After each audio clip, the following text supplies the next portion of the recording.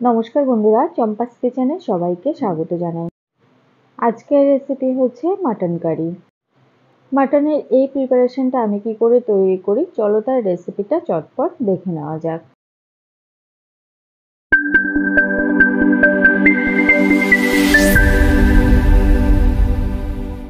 এখানে আমি 1 কিলো মাটনকে ভালো করে ধুয়ে জল ঝরিয়ে নিয়েছি।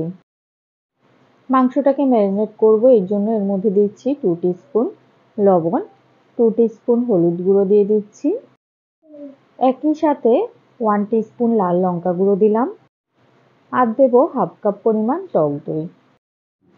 দিচ্ছি 1 টেবিল স্পুন কাঁচা সর্ষের তেল। এবারে সমস্ত উপকরণ খুব ভালো করে মাংসের সাথে মাখিয়ে নেব। মশলা ভালো করে মাংসের সাথে মাখানো হয়ে গেছে। এবারে এটাকে ঢেকে 1 ঘন্টা ম্যারিনেশনে রেখে দেব। তোমাদের হাতে যদি সময় বেশি থাকে সেক্ষেত্রে সারা রাত কিন্তু এটাকে ম্যারিনেট করে রাখতে পারো নর্মাল ফ্রিজে। মাংস ম্যারিনেট হতে থাকুক, ততক্ষণে একটা মশলা তৈরি করে নেব। মিক্সিং জারে দিয়ে দিচ্ছি 4 ইঞ্চেস আদা কুচনো, দিচ্ছি দুটো বড় বড় করে কেটে রাখা পেঁয়াজ, 25 থেকে 30 কোয়া রসুন, 5-7টা কাঁচা লঙ্কা, 1 টিস্পুন লবণ দিচ্ছি 1 টিস্পুন কাশ্মীরি লঙ্কা গুঁড়ো, 2 টিস্পুন জিরে গুঁড়ো আর 2 টিস্পুন ধনে গুঁড়ো, হাফ টিস্পুন হলুদ গুঁড়ো দিচ্ছি। সামান্য জল দিয়ে এবারে এগুলোর একটা মিহি পেস্ট করে নেব। দেখো খুব মিহি করে মশলা বেটে নেওয়া হয়ে গেছে। 1 ঘন্টা পরে ফিরে আসলাম। এবারে রান্না শুরু করব। গ্যাস জ্বালিয়ে একটা কড়াই গরমে বসিয়ে দিচ্ছি।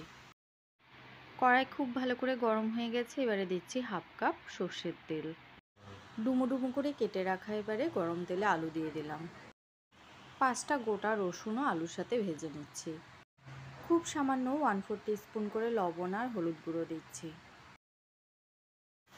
1.5 থেকে 2 মিনিট নাড়াচাড়া করে রসুনগুলোকে ভেজে তেল ছেঁকে তুলে নেব।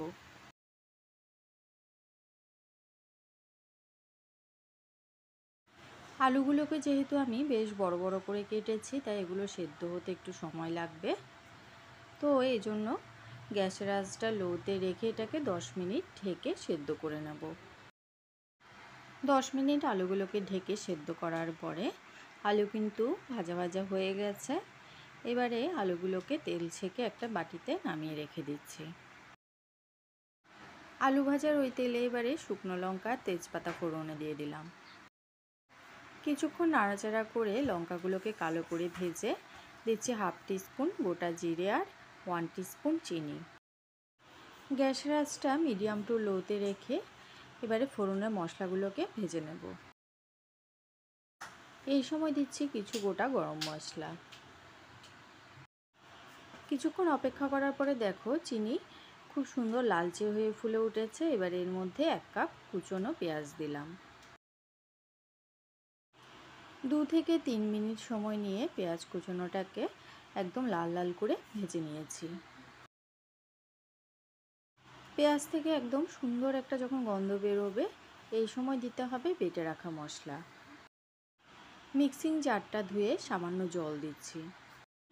দুটো টমেটোকে 4 টুকরো করে কেটে নিয়েছি, সেগুলো দিয়ে দিলাম। এবারে মশলার সম্পূর্ণ জল শুকিয়ে তেল ছেড়ে আসা অবধি কষিয়ে নেব। যে কোনো মাংস রান্নাতে মশলা যত ভালো করে কষাবে রান্নার স্বাদ কিন্তু তত ভালো হবে। মশলা কষানো হয়ে গেছে। এবারে ম্যারিনেট করা মাটনটা দিয়ে দিলাম। মশলার সাথে মাংসটাকে খুব ভালো করে নাড়াচাড়া করে মিশিয়ে নিচ্ছি। গ্যাসের আঁচ হাইতে রেখে এবার এটাকে 10 মিনিটের জন্য ঢেকে দিলাম। আমাদের চ্যানেল চম্পাস কিচেনের রেসিপিগুলো যদি তোমাদের ভালো লাগে তাহলে অবশ্যই চ্যানেলটাকে সাবস্ক্রাইব করে নেবে এবং পাশে থাকা বেল আইকনটাকে প্রেস করে দেবে। এতে করে যখনই আমি নতুন ভিডিও আপলোড করব সাথে সাথে নোটিফিকেশান তোমাদের কাছে পৌঁছে যাবে। মাঝখানে একবার মাংসটাকে নাড়াচাড়া করে আবারও 10 মিনিট সিদ্ধ করে নিয়েছি। দেখো মাংস থেকে কিন্তু বেশ খানিকটা জল বেরিয়ে এসছে। গ্যাসের আঁচ এবারে মিডিয়াম টু হাইতে রেখে 15 মিনিট সেদ্ধ করে নিচ্ছি।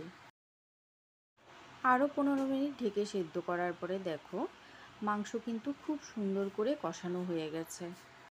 এবারে এর মধ্যে দিয়ে দিচ্ছি আগে থেকে ভেজে রাখা রসুন আর আলু। মাংসের সাথে 1-2 মিনিট রসুন আর আলুগুলোকেও নাড়াচাড়া করে কষিয়ে নিচ্ছি। দেখো মাংস থেকে যে জলটা বেরিয়েছিল সেটা কিন্তু সম্পূর্ণ শুকিয়ে গেছে আর মাংস থেকে তেল ছেড়ে আসছে। কষানো ওই মাংসটাকে একটা প্রেসার কুকারে ঢেলে নিলাম। কড়ার মধ্যে বেশ খানিকটা গরম জল দিয়ে মশলাটাকে চেঁচে এবারে কুকারে ঢেলে নেব। গ্যাসের আঁচ হাইতে রেখে এবারে কুকারটা গরমে বসিয়ে দিচ্ছি। এই সময় দিচ্ছি 1/2 টিস্পুন গরম মশলা গুঁড়ো আর 2 টেবিল স্পুন ঘি। সব কিছুকে একবার ভালো করে মিশিয়ে নিতে হবে। কয়েকটা চেরা কাঁচা লঙ্কা এই সময় দিয়ে দিচ্ছি। কুকারের ঢাকাটা বন্ধ করে এবারে 3 থেকে 4টা সিটি পড়া অবধি অপেক্ষা করব।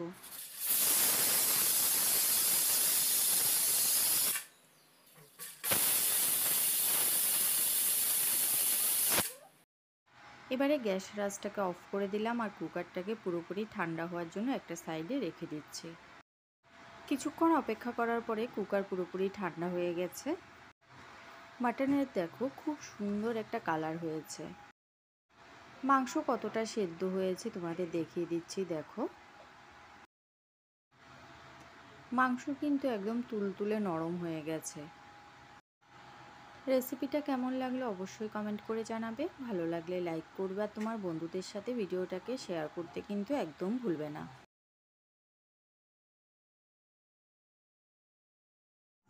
এতক্ষণ আমার পাশে থেকে ভিডিওটা দেখার জন্য অনেক অনেক ধন্যবাদ। ভালো থাকবে, সুস্থ থাকবে। পরের ভিডিওতে আবার দেখা হবে। বাই।